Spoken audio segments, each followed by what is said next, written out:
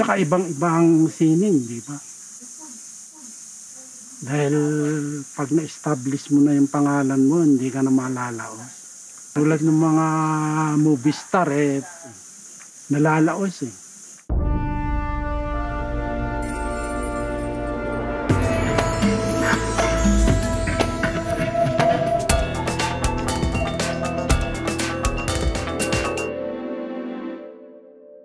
Karamihan abstraction kasi yung ano ko eh. Yung gawa ko on paper. Kulay lang, colors. Naglalaro lang ako sa kulay. Ang works on paper ko, sobrang ang kadami pag pinagpatong-patong mo, ganyan nakataas. Konti lang yung nakikita ng tao. Wala akong balak na exhibit o ano. Gusto ko lang gumawa. Ganon. Pag may naisip ako, grade school pa rin ako. Pag may nakikita akong drawings, yun na sinusubukan ko. Yung kuya ko, nakikita kong nagdo-drawing siya doon sa likod ng yung mga book nung araw. Books. Yung color nila sa kabila, sa likod, walang print.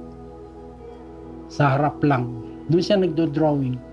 Kinokopya niya yung picture ng tatay ko.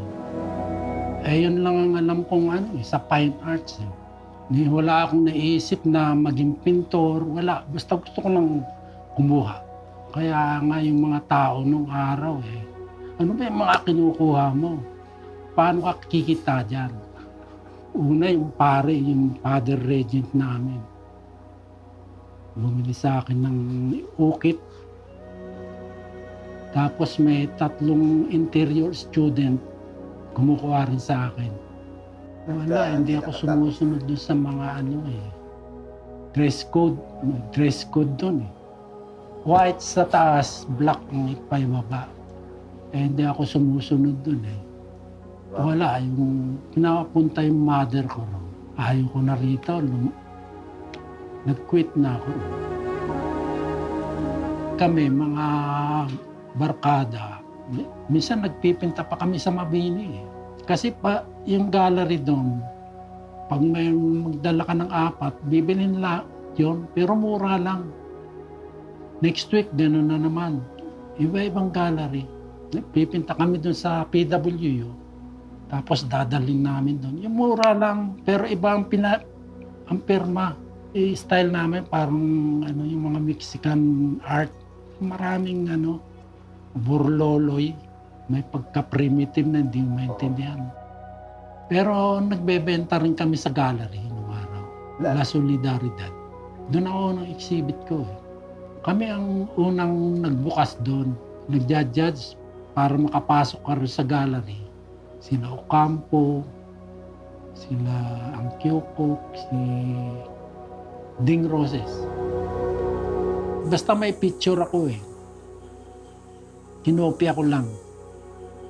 May puno, may bato. Kasi yung early ko na amburaya, walang kulay. Halos walang mga art color. Nauso na yung may mga kulay-kulay dati Lalo na sa mga impressionist, mga Fauvis. Ang una kong ginawa si Aling Maring. Pero buo siya.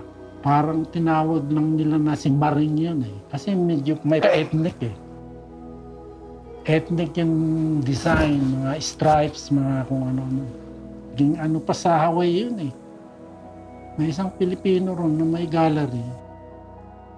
Pinaprint niya. Tapos pinapirmahan sa akin. Pumunta pa ako dun para pumirma Tapos binebenta niya ng mahal.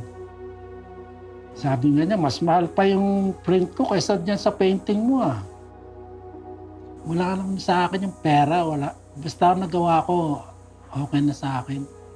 Marami akong gawa na puro hingi Binibigay ko naman. At saka, yung mga classmate ko, hindi bumibenta ako. Nagtataka ako, hindi na maganda yung gawa ko, pero bumibenta Ang bumibenta lang doon na talaga, si James Magalwed. Yung abstraction niya, lalaki.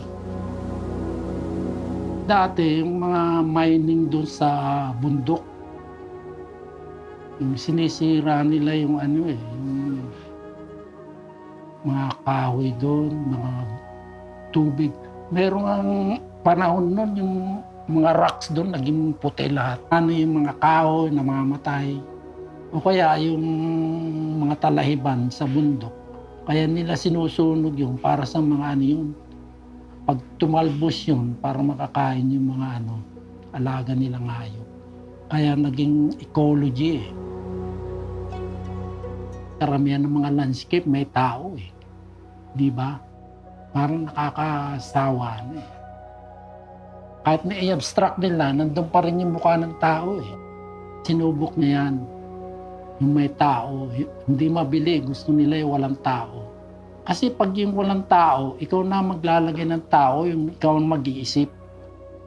Halimbawa, yung buyer o yung audience, ikaw maglalagay ng tao dyan. Kung anong gusto niyang gawin. Hindi yung artist. Pag gumawa ako, laging series eh. Hindi lang isa. Dahil yung pagpatuyo eh, matagal. Kasi hindi direct eh. Kailangan mga hanggang 3 patong yan eh. Depende sa style eh. Sa drawings, minsan seconds lang eh. Pag gumawa nga ako yung isang rim, pupunuin ko yon.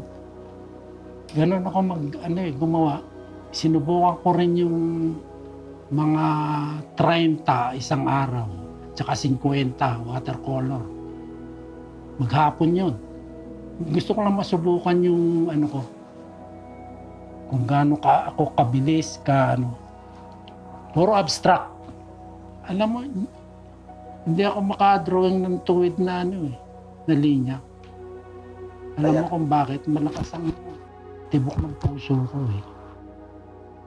Pag guhit mong ganon, hindi ako makakagawa. Laging liko. Kaya idiin mo yung braso para hindi gumalaw. Kung ano yung kaya ng kamay mo, yun gawin mo. Gusto ko yung may music. Nare-relax ka. Lalo na kung yung mga ethereal music. Parang heavenly. Heavenly ang tawag nila doon. Marami akong collection nun, yung ECM, Edition of Contemporary Music. Pero mahirap intindihan ng music nun. Kailangan pag-aralan mo siguro mga 5 taon bago mo ma-appreciate. Kasi mahilig ako sa sounds. Nag-ano pa ako ng mga audio file, nabarkada ako sa mga audio file eh.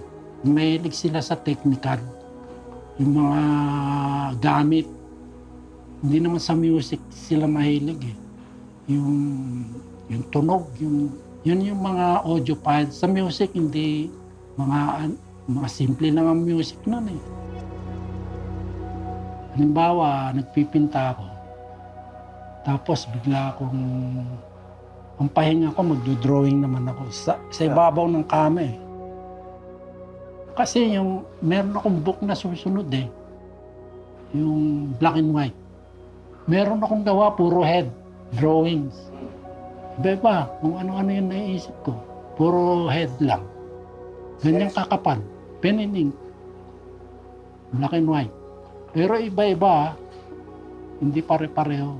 Parang mga clown, parang kung ano lang yung maisip mo. Ang napapansin ko, matityaga sila. Tapos parang collage yung mga gawa nila ngayon. Pinaghahalo-halo. Pero yun yung ang tawag nila contemporary sa atin contemporary din ng araw. Ang wala lang sila avant-garde.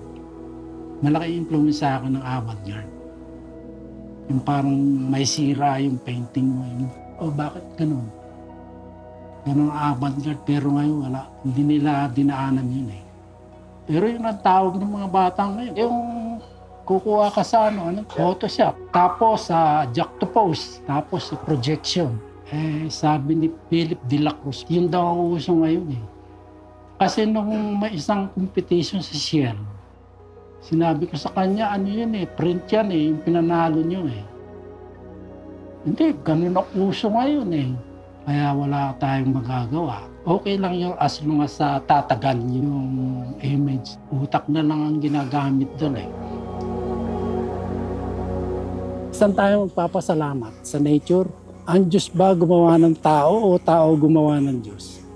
Mga Neanderthal, mga ano, wala naman silang Diyos eh.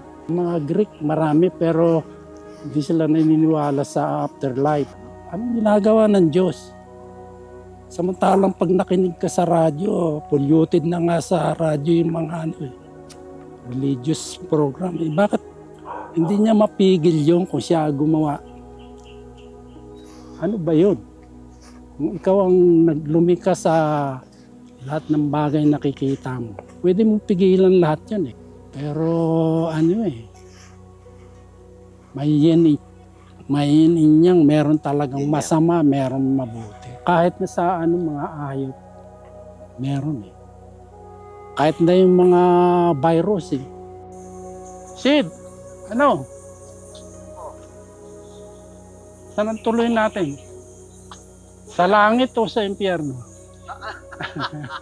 Alam mo ba yung langit tsaka impyerno kung sinong naunang nag-ano yan?